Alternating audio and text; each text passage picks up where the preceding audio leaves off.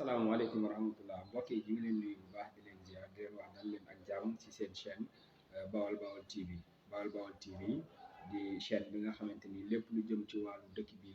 di Touba ak lépp lu jëm ci wàllu Bawal de manière générale dañu ko fi waxtaane muy ay écho yoo xam day doon information yu dëggu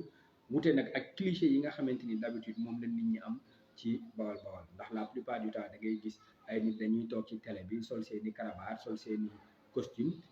di wax ci loo xamante ni yow ay reetaan sax da lay jàpp da nga xam ne ñii wax dëgg-dëgg xamuñu Bawol sa Bawol am na ñu leen waxal ndax ay intellectuel ñi ngi fi ay borom mi xam-xam ci domaine boo jël rek yaatu na fi tey nag dafa am loo xamante ni moom lañ bëgg a waxtaane muy lu jëm ci système bancaire bi nag ñun li ñu si gën a intéressé muy spécificité bi nga xamante ni moom moo ci am muy système bancaire bi ni muy doxee ci dëkk bu sell bi di Touba umpula woo leen ni bépp banque boo xamante ni ibbi na agence am ibbi na siège am Ndakaaru li muy njëkk a xalaat mooy prochaine agence am mu ibbi ko dëkk bii di Touba néew na Touba fooy dox 10 mètres 15 mètres 30 mètres sa doo daje ak benn institution financière rawatina si route nationale dem nañ ba nga xamante ni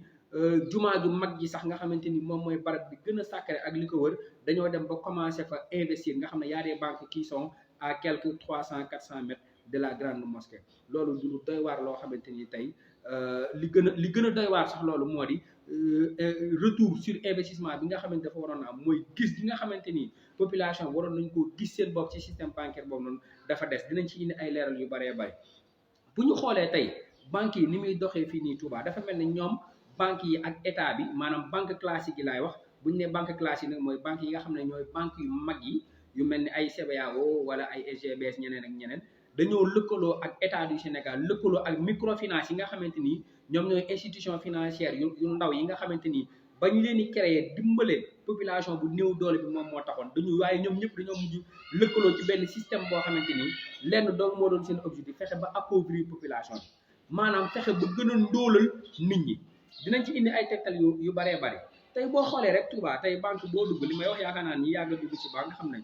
banque boo dugg tey si Touba néew na nga def fa 10-15 minutes c'est li fay ñëw si dépôt du mat wala mu ëpp 50 millions 50 millions yoo xam ne doon ay chèque 50 millions yoo xam ne c'est de l'argent liquide ndax commerçant yu bëree bari fii nii malheureusement banques yi nax nañ leen duggal leen ci ay circuit yoo xamante ni ñoom sax xamatuñ ne banques yi la ñuy liggéeyal ndax la ñu yor lépp déjà banques yi moom moo ko mujj jël naa kilifa yi nga xamante ni nag moom daanaka lu ñu ramassé si xaalis rek lépp lu ñu am rek ñu ngi koy dem dugali ci banque ba investissement yi nekk ci dëkk beeg xëyu ndaw yeeg yooyu yëpp ñoom daanaka moom doonul seen yitte moom ñooñu moom jëlal naa leen mais tey système bancaire boobu noonu banque bi da ciy profité bu baax a baax ndax xaalis boobu ñuy dugal ci banque yi di ko dajale ñoom am nañ fulla joo xamante ni financé wuñ ci ndawu Touba joxuñ ci ndaw amul benn projet d'investissement boo xam ne financé nañ projet boo defaree sa business plan lu mu dëgër projet bi gën a dëgër amul benn banque boo ko yóbbu fii nii si Touba mu financé la duñ la sax lijjanti ndax banques yi ñoom dañoo am seen i client privilégié mooy commerçant yu mag yi nga xamante ni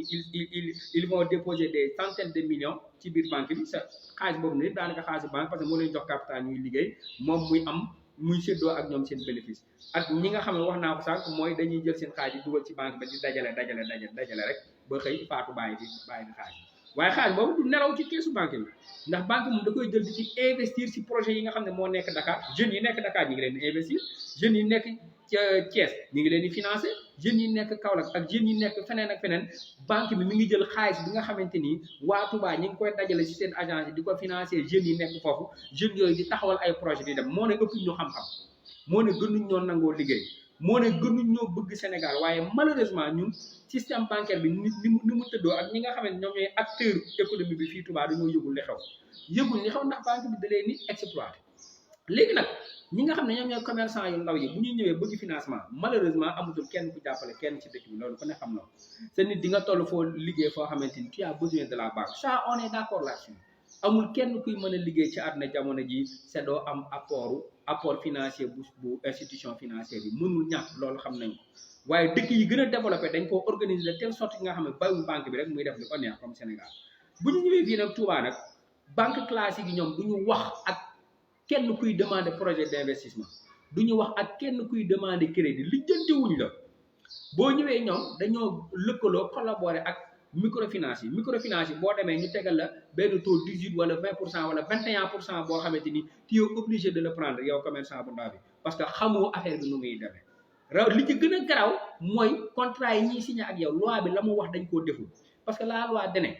bépp convention boo xam da nga koy signé ak nit rawatina banque bi bépp convention bu muy signé ak nit daf ko war a def ak ki nga xamante ni signal wóor na ko ni kii mën naa bind mën naa lire wala kooku am ñaari témoin yoo xam ne témoin nañ ñii mën nañoo bind mën nañoo lire sa wax nañ ko li nekk ci convention bi mais loolu banque yi duñ ko def banque yi fi nekk dañuy exploiter nit ñi dañuy exploiter waa Touba dañuy exploiter jeunes yi ñu ngi lekk xaalisu commerçant yi di ko jël di ko investir ci yeneen dëkk di amasser ay milliards ci bénéfice yoo xamante ni amul lenn lu ñu indi dëkk bi di Touba tali bu yàqu sax saaku ciment bu fa institution financière yi di def sax amul benn projet bu am ci dëkk bi nga xamante ni ñooñu di fi am ay milliards ci dëkk bi génn nañ seen alal def ci wala sax ñu lijjanti lenn loo xamante ni mën naa doxal dëkk bi lijjanti wuñ ko malheureusement nag noggatu gi ñuy noggatu population bi malheureusement nax gi ñuy nax population bi dafay gën a jëm kanam ndax état bi da leen see dimbale Macky Sall dafa waxoon ne taux yi nga xamante ni banques yi dañ koy am ce sont des taux d'usure loolu dafa ëpp dañ ko war a lijjanti loolu ba mu ko waxee ba tey kon ay waxam yépp rek foofu la jaare tàbbi géej ñi ngi bàyyi nit ñi ak banques yi di leen doggali rawatina fii nii Touba taux yi nga xamante ni moom la ñuy exiger nit ñi c'est pas normal téeméeri banque mënu fee nekk amu ci benn banque boo xamante ni di nga financer investissement c'est investissement mooy doxal réew commerçant yi ni ngeen xippi seen bët yi ngeen xam ne dañ leen di nax seen millions yi ngeen di jël di ko def ci banque bi boo soxlaa 100 millions mu daal di lay jox 80 millions wala 70 millions te 10 millions yi na la garantie di la nax di pasare capital boo am dina ko lekk di nga dem a dem ba ndóol li fi daanu ci ay commerçant Touba yi kenn xam nuñ toll sa banque yi moom du partage mukk risque yi saa bu problème amee commerçant bi nga xamante ni moom moo àndoon ak banque yi moom mooy mujj daan waaye nag dañ ne ku iñaane sa ndono sa deewin ñaaw ku iñaane sa ndono rek sa deewin ñaaw ndax li fi nekk ay borom xam-xam ci dëkk bi li fi nekk ci ay jeunes yoo xam ne am nañ ay projet ci dëkk bii nii ngeen xeeb leen ñu ci bari ci commerçant yi jeunes yi ñu ci ëpp ci commerçant yi nga xam ne tiit goo xamante ni foog nañu sax tey bu ñu xëyoon defar benn banque publique fii nii sax dañ fay jaare torox moo tax banques yi ñu ngi leen di noggatu di lekk seen xaalis da ngeen di xëy na kërëb daanu ba jaaxal se doo leen xam foo leen jaar loolu nag état bi dañ cee war a loolu population bi dañ cee war a yeewu nous devons nous réveiller dañoo war a yeewu imposer banques yi nga xam ne ñu ngi fi ndax profit bi nga xamante ñi ngi koy am ci dëkk bi dafay war a delloo ni mu fiy delloo mooy nañ leen imposer ñu financer ay projet de développement milliards yi nga xamante ni waa dëkk bi muy yenn sëriñ yi muy commerçant yi muy kilifa yi fi nekk jël ay milliards dugal ko ci banque bi denc ko dañoo war a imposer def ko ay DAT yoo xamante ni dafay garantie jeune bu am projet bëgg liggéey par force banque bi jox la xaalis mu doon xaalis boo xamante ni c'est un prêt d'investissement ndax ni ñuy def c'est pas normal kaay ma lebal la 10 millions si juróom benn weer xam nga ni loolu mooy kaay ma jël sa capital la ñuy def so noonu la ñuy def ak commerçant yi fi nekk yëpp seen capital seey na si capitalu banque bi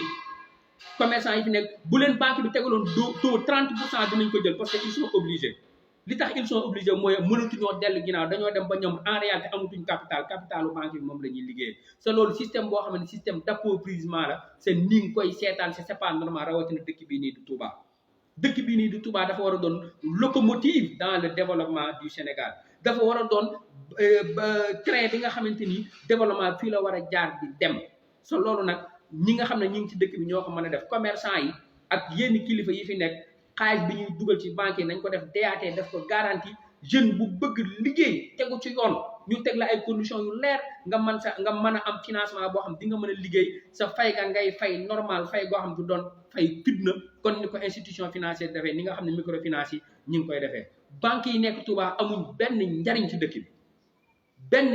amuñ ko ci dëkk bi amaluñ dëkk bi njariñ amaluñ sëriñ bi njariñ amaluñ économie bi njariñ ameeluñ Sénégal njariñ amaluñ yoonu murid njariñ benn njariñ amuñ ko ci dëkk bi seen bopp kese lañ fi nekkee enrichissement boo xamante ni jéggi na dayo amul benn projet boo xamante ni ab jeune dina ko am fii si dëkk bi di Touba ñëw banque bi accompagner la au contraire jeune buy góorgóorlu sax ba xaw a amakus néew ñu lekk li nga yor fexe ba nga doon seen agent nga doon agent banque bi di liggéeyal banque bi ba kañ moo tax commerçant boo fi gis bu daanoo bu ñëwee duñ fa fekk dara ay bor rek lañ fay fekk système boobu dañ cee war a jóg rawatina nag fii nag si Bawol ñun ñi nga xamante nii nag gis nañ loolu c'est anormal dinañ ko dénoncer ça c'est un premier pas du ñu si yem système bancaire bi nga xam ne am na Sénégal c'est anormal banque yi ni muy doxee Touba c'est anormal war na kilifa yi war nañ cee taxaw def taxaw seetlu xool nan la ñuy def ba banque yi doon avantage si économie wala bañ a doon nag inconvénient ci bañ a doon loo xamante ni dafay naxasaal suñu économie bañ a doon loo xam dafay ndóolal waa dëkk bi li ñu yore ku si néew mu jël ko daal di dem loolu c'est pas normal waruñoo toog di ko seetaan waruñoo toog di seetaan murid yi banque yi di leen toroxal loolu war nañ cee jóg